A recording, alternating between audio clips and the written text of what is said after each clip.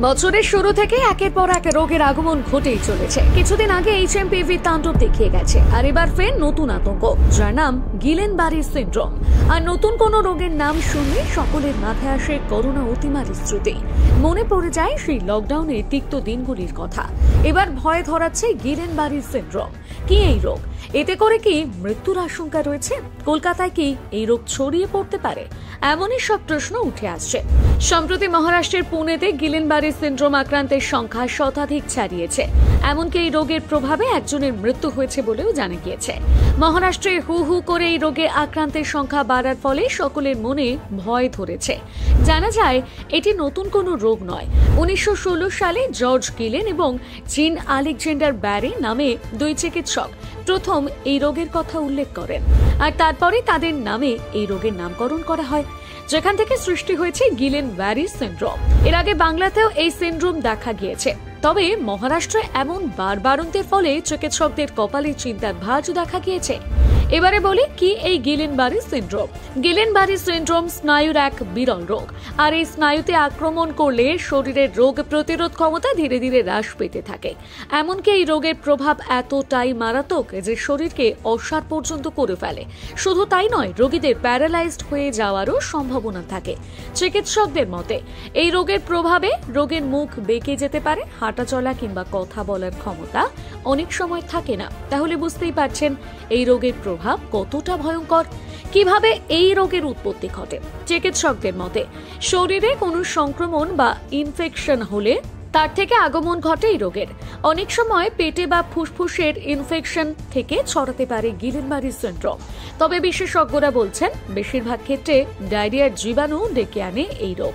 যদিও অনেক সময় ডেঙ্গু, জিকা ভাইরাসে আক্রান্ত হলে এই রোগের ঝুঁকি কয়েক গুণ বেড়ে যায়। এখন প্রশ্ন হচ্ছে, এই রোগে আক্রান্ত হলে বুঝবেন কিভাবে?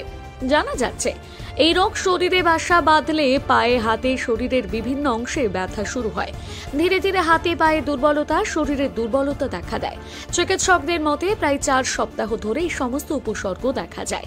একসময় এই রোগের প্রভাবে শরীর দুর্বল হয়ে পড়ে, যার ফলে হাঁটাচলা করা কিংবা কাজ করা দুষ্কর হয়ে যায়। শুধু গা হাত পাই নয়, মুখের পেশিগুলোতেও দুর্বলতা অনুভব করেন রোগীরা।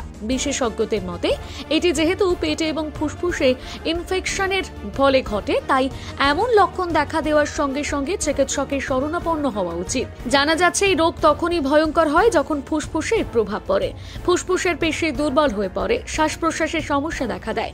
অনেক সময় পরিস্থিতি এতটাই সংকটজনক হয়ে পড়ে যে হৃদযন্ত্র কাজ করা বন্ধ করে দেয়, আর তখনই ঘটে অঘটন। পুনেতে যে ব্যক্তি মারা গিয়েছেন তিনিও ডায়রিয়ায় আক্রান্ত ছিলেন, পাশাপাশি তার সর্দি কাশি ছিল।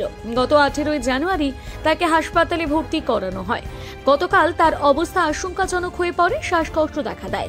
এরপরই রোগের মৃত্যু ঘটে। তাই চিকিৎসকেরা পরামর্শ দিচ্ছেন এমন লক্ষণ দেখা দিলে অবশ্যই আগেভাগে সতর্ক হয়ে যাওয়া উচিত। এই রোগের চিকিৎসা কি? বিশেষজ্ঞদের মতে এই রোগের কোনো নির্দিষ্ট চিকিৎসা নেই।